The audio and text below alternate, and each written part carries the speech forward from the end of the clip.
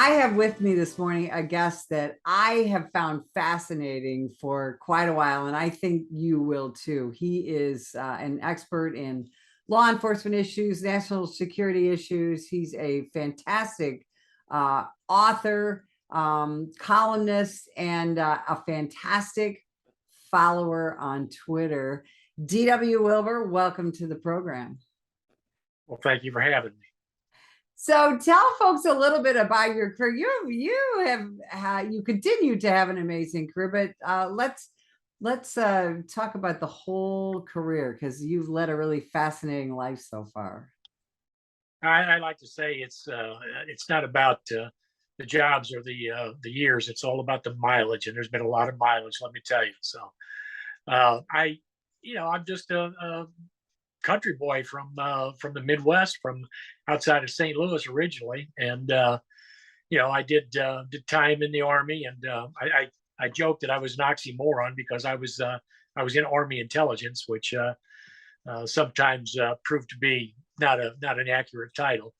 But anyway, after I got out of the Army and that, I looking for work and jobs and that, and I became a cop, St. Louis County police officer. And following my law enforcement career, I went to work for the CIA, and I was hired in an undercover capacity with the agency because I was going to be spending my career overseas, and so I spent a lot of years overseas under diplomatic cover, working in a variety of countries: Eastern, Western Europe, Middle East. Then after I left the agency, since then I've been doing a lot of contract work,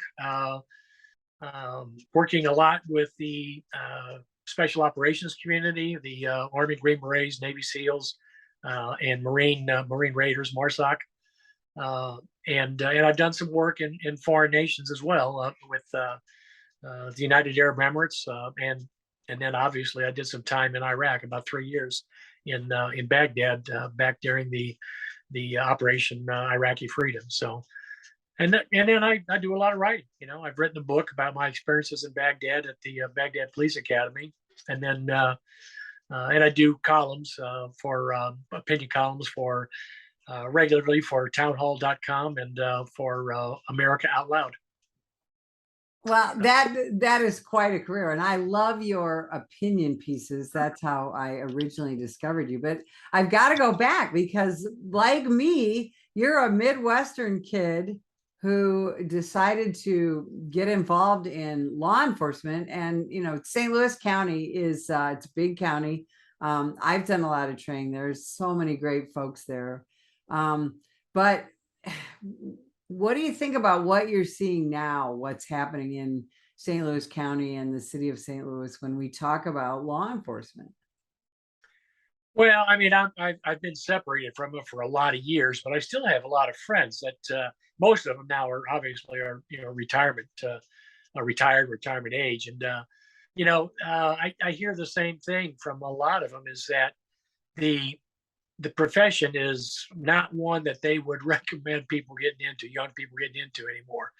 And that's sad to say, because you got into it for a reason. I got into, I'm sure, both of us, went into it for noble, purposes. We wanted to do something to give back, to be part of something that was bigger than ourselves. And it's hard nowadays with the pressure that law enforcement is under, not just in St. Louis, but in all over the country, as a result of, some self-imposed mistakes that have been made, and things that have been done wrong in the past, but also just from the standpoint of the lack of support that that police are receiving now from their community, from their administration on their department or their municipality, the politicians.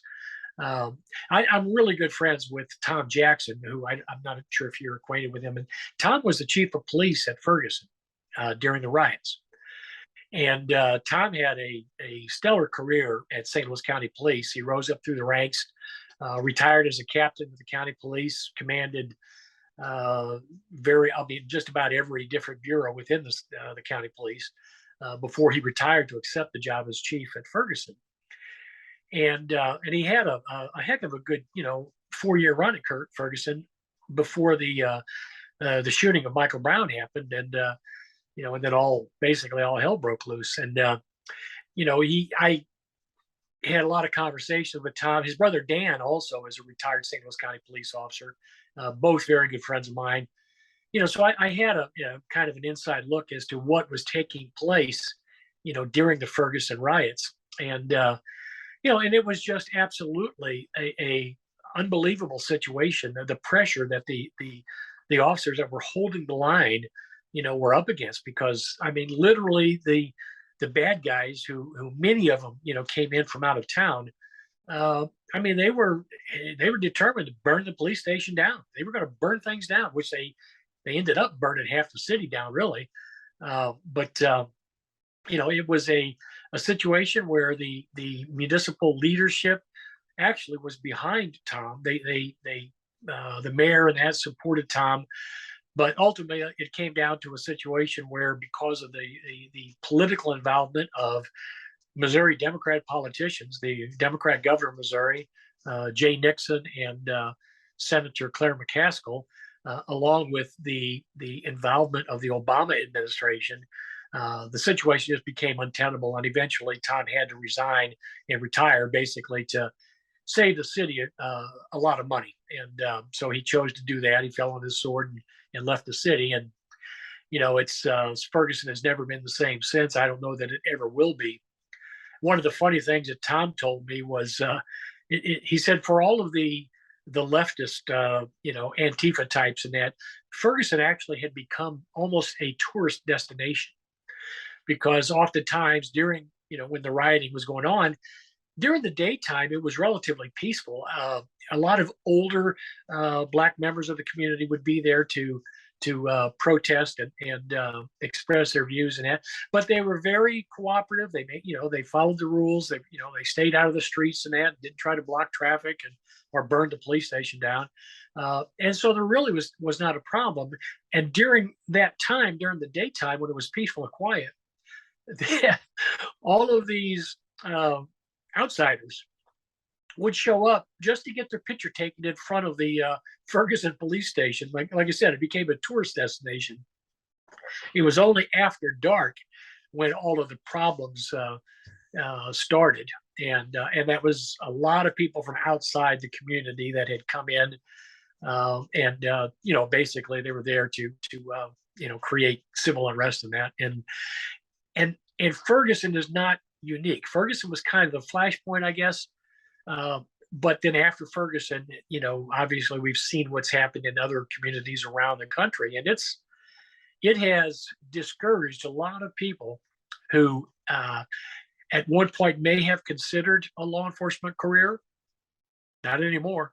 Now they've decided that it's just not worth it.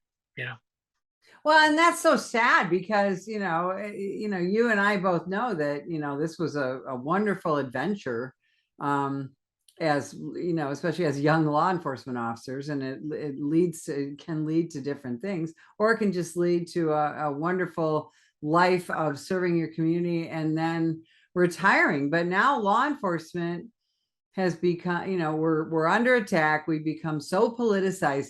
Tell me your thoughts on that, because you saw what happened in Ferguson, and then what has happened since. What are we going to do in American law enforcement to get out of this horrible politicization of this profession that frankly shouldn't be there? We are sworn to protect everyone, regardless of their politics or their race, religion, sexual orientation, you name it. And yet we are frequently at the epicenter of American politics. Yeah, I mean, we're an easy target, because we're a public face of not just the community, but of this country. I mean, the police are the ones that are out there dealing with, the community, both the good and the bad, on a regular basis. I mean, it's who the public sees. If there's trouble or a problem in the community or whatever, they see the police officer on the scene. it's who the public goes to, for help when they, when someone breaks into their house or whatever, and they come home, they find their house has been burglarized and that, they don't pick up the phone and call a plumber. It's the police who respond, and then they, obviously they've got to try to put the pieces together to give some closure to those people, and which is difficult to do. Anytime you have a situation like that, because people feel violated. My car, I got my car stolen a number of years ago. I was getting ready to go down to El Paso, Texas, to work at Epic. If you're familiar with Epic, the El Paso Intelligence Center, and I had parked my vehicle outside a hotel the night before, and I was the next morning when I got up to, I was getting ready to, I was driving down that day. There was an empty space where my vehicle had been parked the night before, and sure, I knew what happened. And I mean, I'd been a police officer, but you know what? I felt violated. I felt like, damn, what, you know, my whole life was in that car because, I was carrying a lot of stuff with me that I was going to need right away when I got down there. And then the rest of my stuff was going to follow, by a moving van. But, I was like, what do I do now? And I ended up having to, because I had a box full of important papers, had my tax returns in them, my passport, and a lot of other documents that had my personal information all over it. And so I've been on one of those monitoring services ever since, because I anticipated having identity theft problems or something, and I carry a copy of that police report in my car ever since, because if I ever get stopped by the police and they tell me that I've got a warrant out for me, for some heinous crime somewhere, I want to be able to show them, hey, wait a minute, it may not be me you're looking for. So, that's, I mean, like I said, that's what people look to for answers. When things go wrong, they look to the police. And well, and we're in this atmosphere now where it's our whole justice system seems to be more pro-criminal than pro-crime victim. And you just described what it's like to be a crime victim, and I guess car theft is a quote unquote nonviolent crime, but it has impacted your life for years since. And I don't think a lot of people realize that. no, they don't. I mean, and police officers, like I said, we, when you respond to a situation like that, people they see what happens in TV and movies. The crime is solved in an hour. And the reality is, kind of a slap in the face to them when they find out that, in the case of a burglary, the odds are we're not going to get your property back. I mean, that's just the reality of the situation, unless the guy happens to be stopped by a patrol officer who pulls them over as they're leaving the scene and finds all of your belongings in the trunk of the car. The odds are your stuff is going to disappear in a lot of, and people, like I said, they've been desensitized in a sense to what the reality is, that we live in a dangerous world, and there's a lot of crime. The police respond and do the best they can, but it all isn't over in an hour, and you're not tied up in a neat little bow, and you're happy with the outcome. Well, and I tell you, speaking of desensitization, you're an expert on terrorism, and we're coming up on 21 years since 9/11/01. Do you think that the United States has become desensitized to the potential for another 9/11 style or 9/11 impact type attack here on our shores? We absolutely have. That's one thing with our modern society. We go from one thing to the next, and our memory is short. And I do a lot of presentations around the country and also in foreign nations on counterterrorism. And one of the things that I tell people when, as you just did, you introduced me as, as a terrorism expert or whatever. And I tell people up front, I said, the only experts out there are the terrorists, because they know what they're going to do, when they're going to do it, and where they're going to do it. And we have to try to stay ahead by and head them off at the pass, so to speak, uh, by having good intelligence capabilities. Otherwise, normally we're just there to sweep up the mess afterwards and try to put the pieces together and bring people to justice. And that's hard for people to hear, because again, they're desensitized to it by what they've seen in TV and movies, where the good guys, John Rambo, kills all the bad guys and saves the world.